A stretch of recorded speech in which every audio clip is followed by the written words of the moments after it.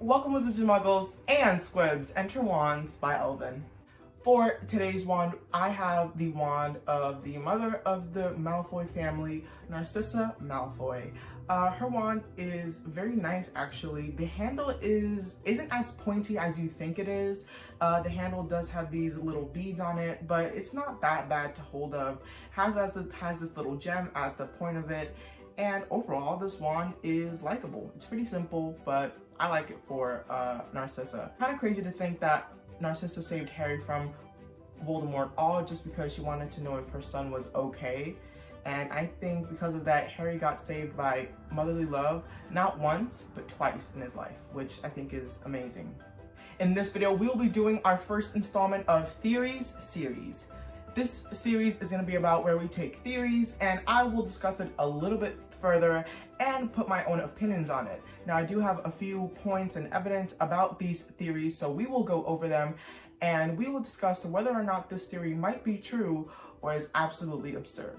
If you're new here, hi, hello, welcome to my wand shop. Make sure to subscribe for more Harry Potter related content. I post every Thursday, so be on the lookout for a brand new video. Without further ado, let's get on to the video.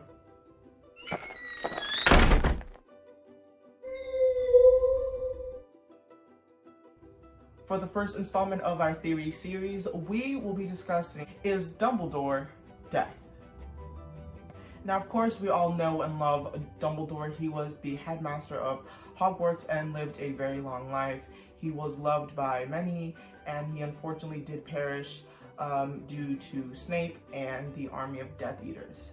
Some people may picture Dumbledore as the best person or best wizard that ever lived, or some people may even picture him as death itself. Now, of course, we all know the story of the three brothers. Of course, they had a little run-in with death and they all got gifts from death, but unfortunately those gifts weren't very good and death ended up taking all three brothers. Now, in this theory, it is said that Dumbledore is death, and I will get into the points or the evidence of why this theory is what it is.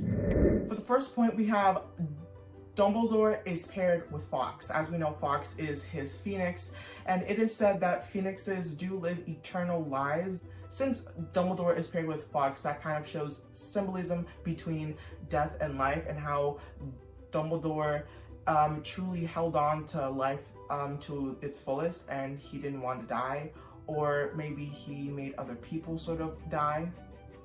Not to mention, Fawkes is a phoenix, and phoenixes have powerful healing abilities. And these healing abilities do include healing basilisk venom. And of course, we know basilisk venom can even destroy a Horcrux.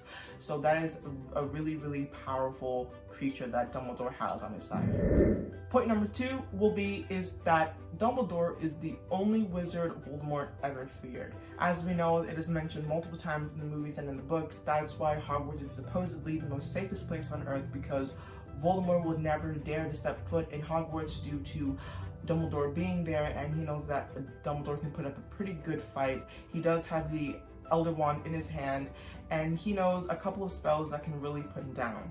As we know, the only thing that Voldemort ever feared was death itself. That's why he created those 7 Horcruxes, so he could live as long as possible. Now, since death is the only thing that Voldemort ever feared, why does he also fear Dumbledore? Does that mean that Dumbledore equals death? That's really something to think about. Point number 3 is that Dumbledore directly or indirectly gave Harry all 3 Hallows, and we know that all 3 Hallows do represent death. We do know that Dumbledore did give Harry the invisibility cloak for Christmas. He also fell intact with the Gaunt ring, which of course had the Resurrection Stone, and of course, who else had the Elder Wand but Voldemort himself? So in reality, Voldemort was the owner of all 3 Hallows at some point, which means he did in fact become death itself. Last point, and it's really short, is that Dumbledore visited Harry in Limbo. Of course, we know when Voldemort cast the Abracadabra spell, Harry went into Limbo. Now, waiting for him in limbo or in King's Cross is, of course, Dumbledore. And he's sort of asking, why is he there? How is he here? And in the end, Harry, of course, does leave Limbo to go and fight in the Battle of Hogwarts. With all that said, I will give my opinion on this theory.